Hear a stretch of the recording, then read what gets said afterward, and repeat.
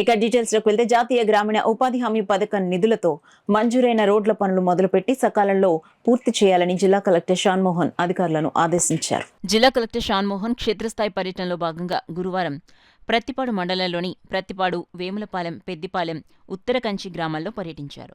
తొలుత జిల్లా కలెక్టర్ షాన్మోహన్ ప్రత్తిపాడు సామాజిక ఆరోగ్య కేంద్రాన్ని పరిశీలించారు.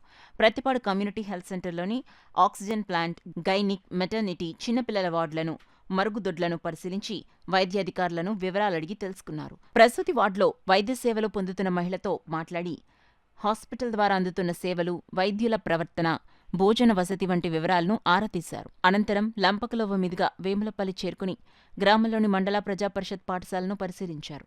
నూతన పాఠశాల భవన నిర్మాణానికి అవసరమైన స్థలాన్ని పరిశీలించి నూతన పాఠశాల భవనం నిర్మాణం సంబంధించిన ప్రతిపాదనలు సిద్ధం చేయాలని ఏపీ ఈడబ్ల్యూఐడిఎస్ ఇంజనీరింగ్ అధికారులను జిల్లా కలెక్టర్ ఆదేశించారు.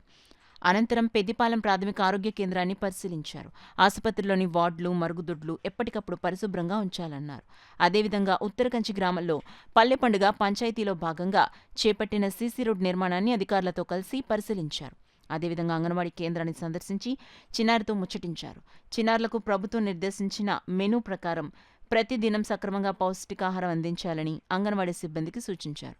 అనంతరం ప్రత్తిపాడు తహసీల్దార్ కార్యాలయాన్ని పరిశీలించి నూతన భవనానికి సంబంధించిన ప్రతిపాదనలు సిద్ధం చేయాలని జిల్లా కలెక్టర్ షాన్మోహన్ తెలిపారు.